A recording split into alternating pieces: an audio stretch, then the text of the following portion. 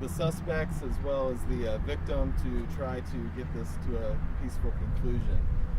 At approximately 7:30 this morning, the special response team, troopers from the special response team, approached the truck to remove the victim from the truck.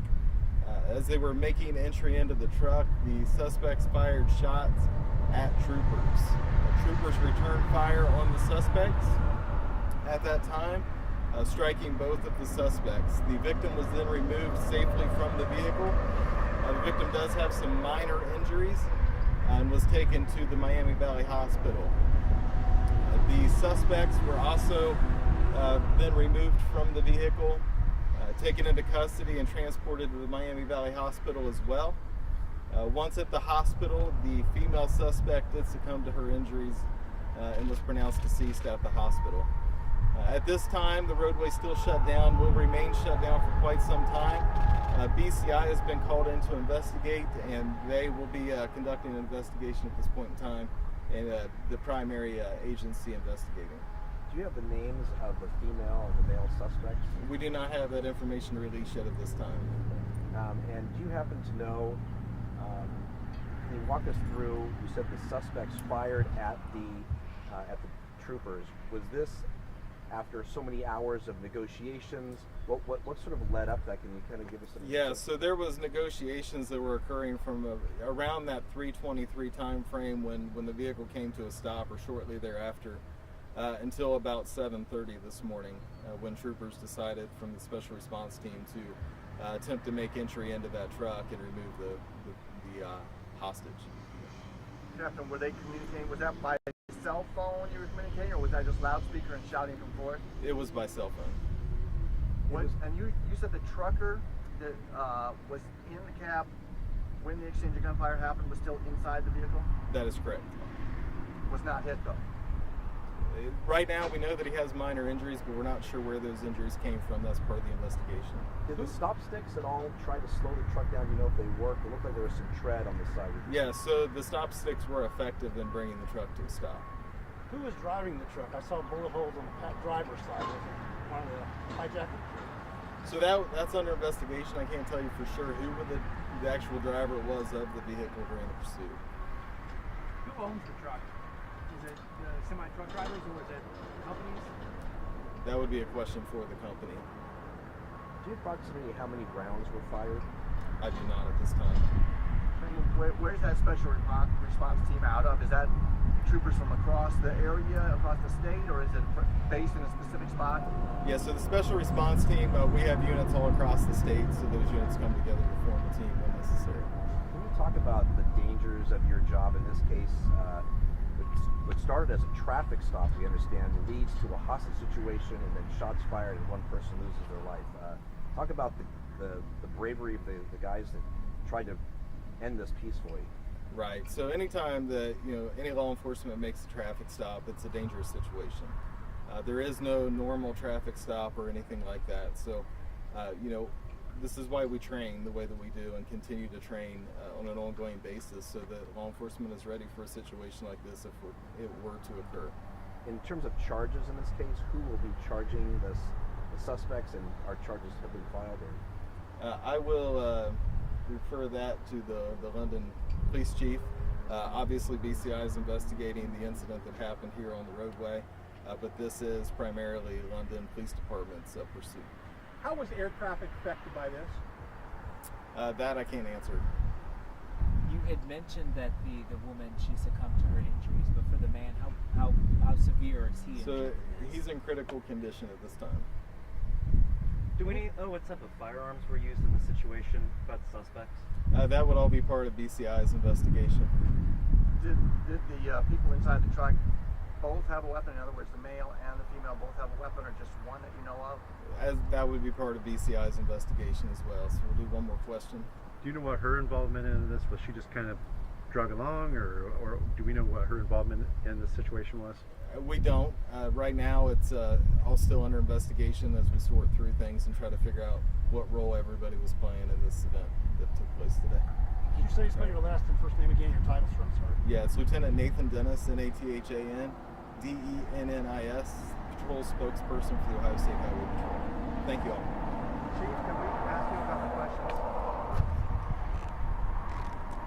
Sure. Our Probably first- don't have our a first whole lot one- more to add, but Come up a little bit closer so we make sure we hear you. Okay. I'm sorry, Right behind it. We're Okay. like, yeah, almost, there we go. how's that? And then will you go ahead and, Chief, say Sure. and spell first and last name? Sure, it's Glenn, Glenn, Nicol, Nicol. It's London Police Chief. So what call came into you guys that where you first came in contact with these two people? Okay, the first contact was a regular traffic stop. Vehicle was observed with no taillights and no visible registration. As the officer approached the vehicle, he obtained some information from the driver and passenger that was apparently bogus information. He then found a temporary registration out of Colorado on the car. He was attempting to return to his car to check things out when the vehicle sped off. He pursued it to north out of London on US 42 to a truck stop where they abandoned that vehicle and ran through the lot.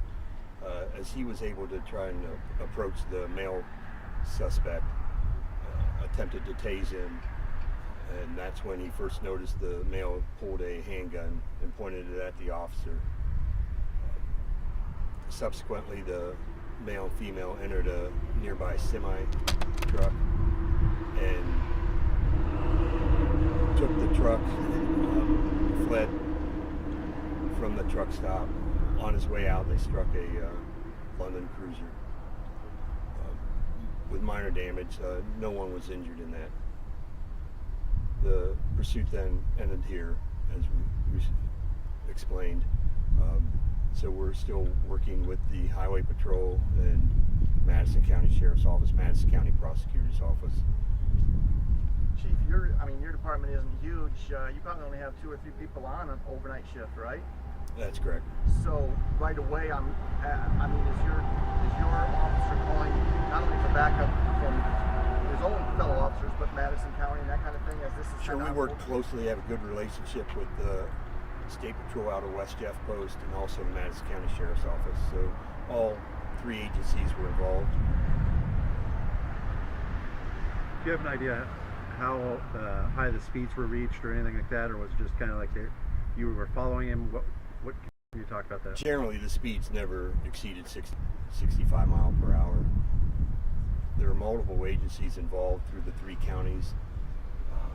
Spike strips were effective in slowing the vehicle down, and we still don't know. It's still under investigation exactly why the vehicle stopped where it did. Chief, you talked about your officer. First it was right in town, right in London when you first pulled him over, or? That's correct. Okay, and then when they took off, he chased them to the TA where that's where the officer was trying to hit him with a taser. Was he successful at all in hitting him with a taser, or? No, he wasn't able to deploy the taser effectively, and obviously then that's when the suspect was noticed to have a handgun pointed at the officer. Did your officer fire any shot at him at that time? No shots were fired in London or Madison County. Have you had any previous connection to V2 that were in this car? Not that I'm aware of at this point. This all started as a traffic stop, and the question was asked of the trooper earlier, but this really goes to show you there's no such thing as an ordinary traffic stop in your profession. That's correct. You do not know what the results might be. This is, in your career, this is a pretty unusual situation, is it not? Yes, usually we try and not engage in such a long pursuit. However, with the speeds and the seriousness of the crime and with the abduction taking place, we had to maintain contact with that vehicle. And at times during the pursuit, we utilized different procedures with air support and staying off the vehicle a little bit, trying to make it as safe for the motoring public as possible. Has the truck driver said anything to you about what took place on that entire time? That's still being investigated. I don't know that anyone has been able to interview the truck driver at this point yet. Chief, your officer on the original stop then ended up here in Dayton when the No. chase ended, or no? Actually, that officer then went back to the scene to secure the vehicle that he originally left, and another officer participated in the pursuit. Do you know where the truck driver's from, like state of Ohio? I'm or- sorry, I don't have any of that information yet. Last question. Obviously, you guys have a lot you're dealing through right now. Is there any plans to give updates throughout the day on anything else that's kind of revealing? At this point, we'll have to defer to Ohio BCI for their investigation. They're going to handle the investigation from this point out. So we'll look for BCI to forward any further information. Will that deal with the charges as well that would be coming forth? That's pending the investigation. Thank you all. All right. Thank you. Chief. Thanks, Chief.